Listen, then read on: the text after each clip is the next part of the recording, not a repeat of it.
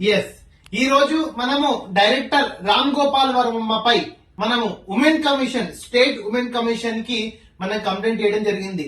ఆయన ఏమన్నాడంటే, వ్యూహం మూవీ ఫంక్షన్ రోజు ఊరు పేరు లేని ఆవిడ చాలా ఫేమస్ అయిపోయింది, బర్రెలను కాస్తా ఉంది, బర్రెలు ఆవిడ మాట వింటున్నారు, అందుకే బర్రెలకు అంటారని డెరివేటరీ స్టేట్మెంట్స్ కూడా చేయడం జరిగింది.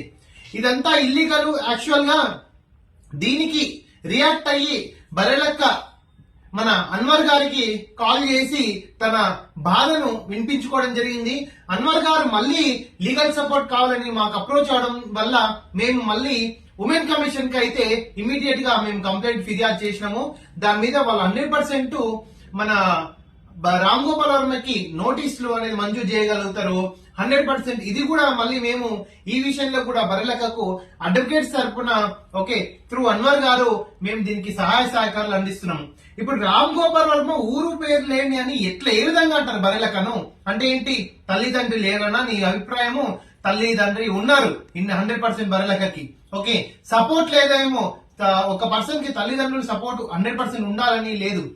ఎందుకంటే వాళ్ళు మేజర్స్, ఆ మేజర్స్ అయిపోయినాక వాళ్ళ స్వతంత్ర హక్కు ప్రకారము వాళ్ళు తమ భవిష్యత్తులో తమ తీసుకునే యాక్షన్స్ కూడా తమ మీదనే ఆధారపడి ఉంటాయి. సో